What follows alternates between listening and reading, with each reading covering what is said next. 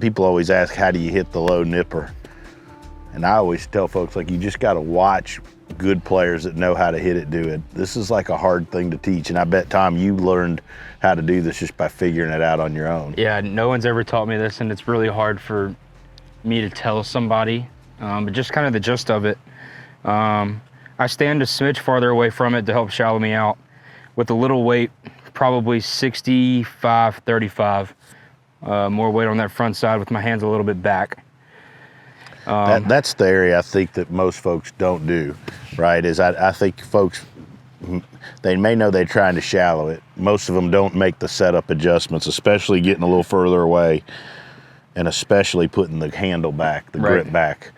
So with the weight forward, shaft back, it's obviously just kind of a normal take back. And on the way through, I really just throw my right hand, and that's kind of what thumps it, if you will. And obviously keeping it low so it's a shorter follow through. So it's just kind of just really controlled, kind of coming through. Well, I mean, you got to throw the bounce at it a little bit for this shot, but you can't do that if you don't have a turn. Watch Tom turn through still. See how his body still turns, right? So he just didn't hit that hard enough, but you see how low and how much spin that had. So, you know, I think the mistake folks make is so they hear somebody like Tom, or they watch a video online and they see that he's using his right hand to throw the bounce and thump it.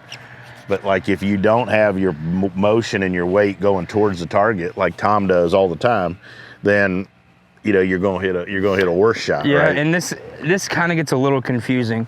Yeah, I'm throwing my right hand, but my left hand is still digging down, so it's not just a scoop and score. It's kind of it allows a club to kind of get back here to where I can do that, and I know that it's not going to do that. He's basically he's basically on this shot to me, whereas like his normal shot, if he hit a normal shot, the shaft would be leaning. Right. He's trying to make the shaft like this when he hits it. Right. That's basically what he's trying to do, you know, and he does some of that with setup, some of it with his right hand. You know, because that shaft's straight up and down, and then the bounce is against the ground. Yeah.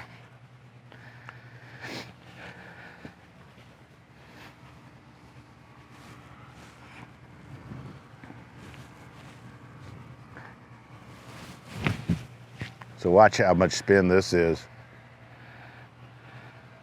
You see that, and I mean, it's downwind. Yeah, but the other part of that too is like most people think if you opened up a lob wedge, I mean, you'd hit it higher, right? But when he does it that way with the ball position, where the weight is and what he does, it hits a low spinning shot.